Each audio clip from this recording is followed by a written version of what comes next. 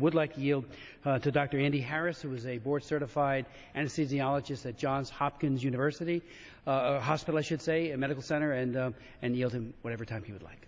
Thank you very much. And, Mr. Speaker, I want to thank the gentleman from New Jersey for organizing this because, you know, we come to Washington to make tough decisions. That's what the country expects of us. And, Mr. Speaker, I will offer the fact that one of the most difficult decisions we have to come to grips with is when do we begin to protect human life? The gentleman from Arizona was absolutely right. We have to answer the question, does abortion take the life of a human child? And if we all agree that it does, then we have to ask ourselves and come to an agreement on at what point do we begin to protect that life?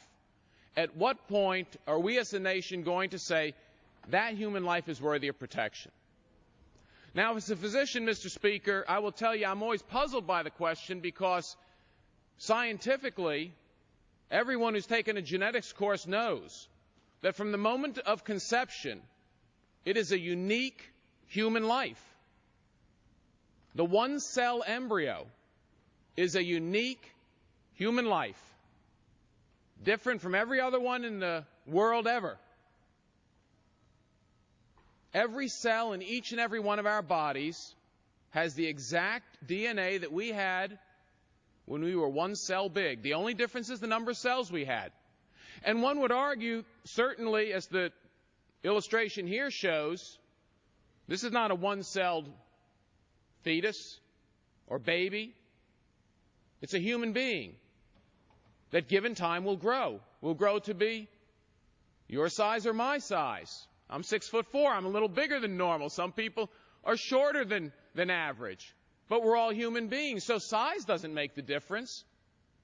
So again, from a scientific point of view, to me it's clear it should be, it is a human life from conception and should be protected. But Mr. Speaker, I understand the country doesn't agree. Some people don't agree it should be protected then. So the question is, at what point do you protect it? Well, a lot of people would say at this point it probably is worth protecting that human life.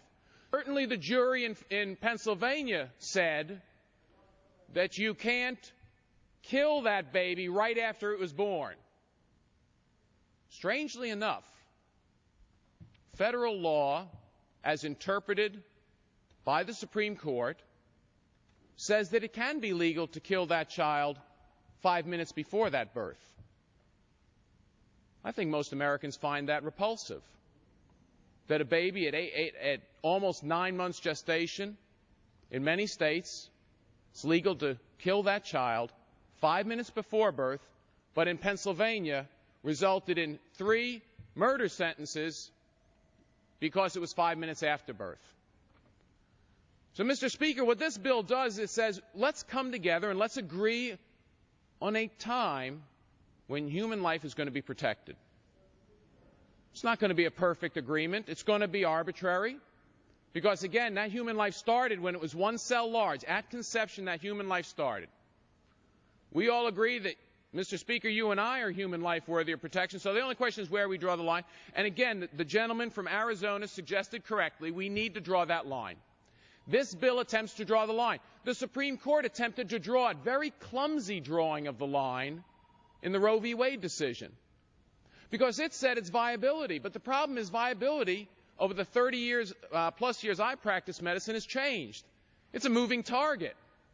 Viability then was 25 weeks. Now it's 23 and a quarter.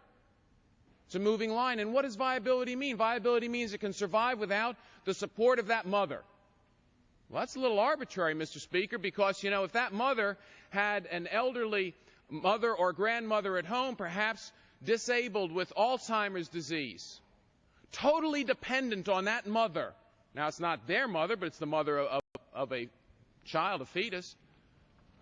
That grown-up could be totally dependent on that other human being, that other human adult, and yet that human adult doesn't have the option of saying, well, since that individual is dependent upon me, I can make a life and death decision for that individual.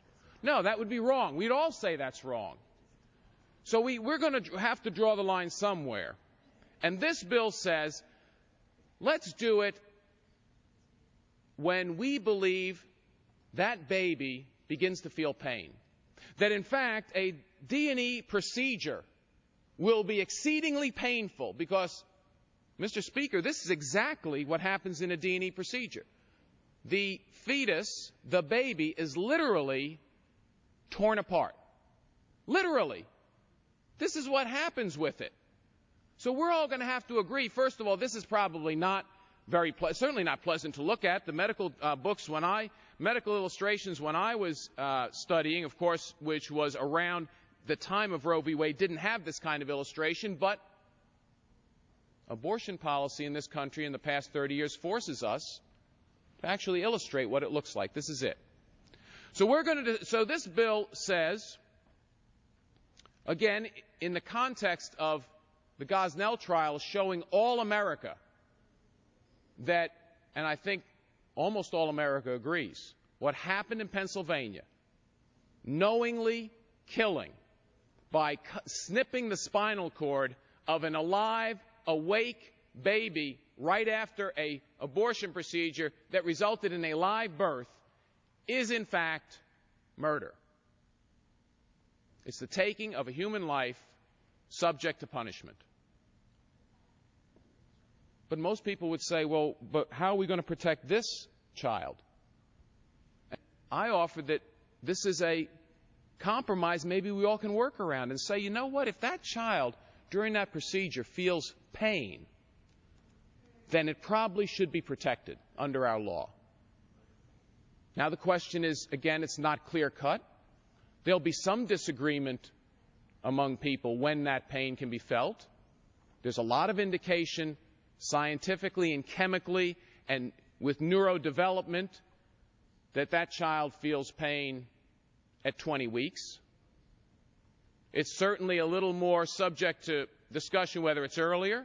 I will tell you later shouldn't be subject to discussion because, Mr. Speaker, you know that if you do a procedure on a premature infant born and brought to the neonatal intensive care unit, you actually administer pain relievers when you do the procedure.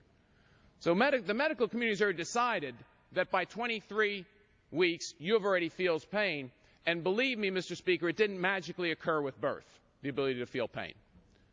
And again, we can know by the development of the nervous system, by things we can see and measure, we believe that at 20 weeks, that fetus, that baby can feel pain, and therefore deserves protection.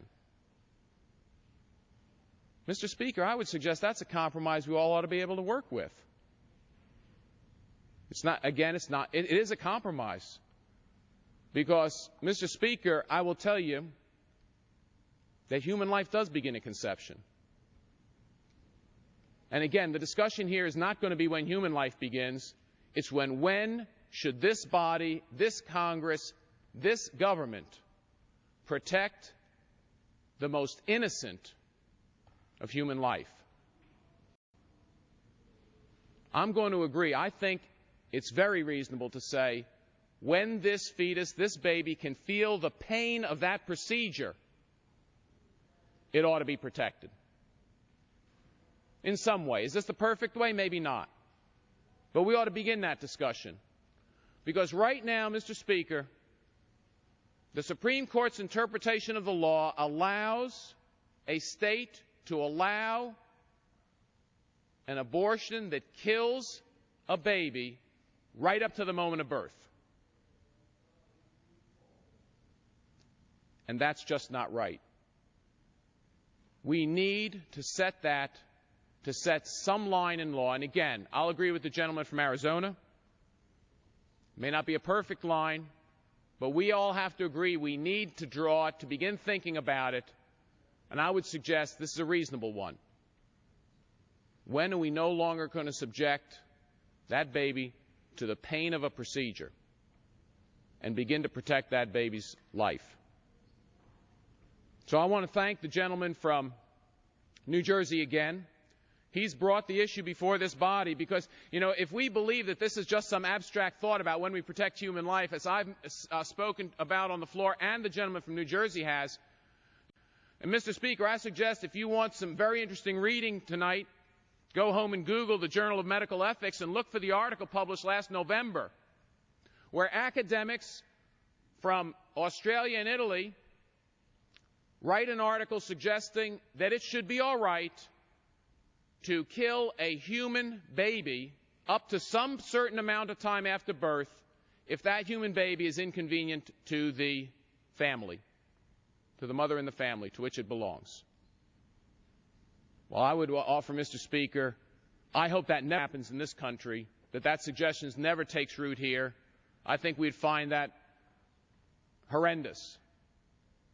But it does bring up the question, if we find it so horrendous 1 minute after birth, shouldn't it be horrendous 1 minute before birth? And if it's 1 minute before birth, how about 1 week? How about 1 month? How about 2 months? We can go all the way back. Should it be when the heartbeat appears? It's 7 weeks, 7 weeks gestation. Heartbeat appears. Even earlier. Should it be when the baby moves? When quickening is felt? That's the medical term for it. It's quickening.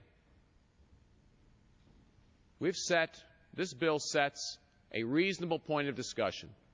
Let's do it when we think a baby would feel the pain of that abortion.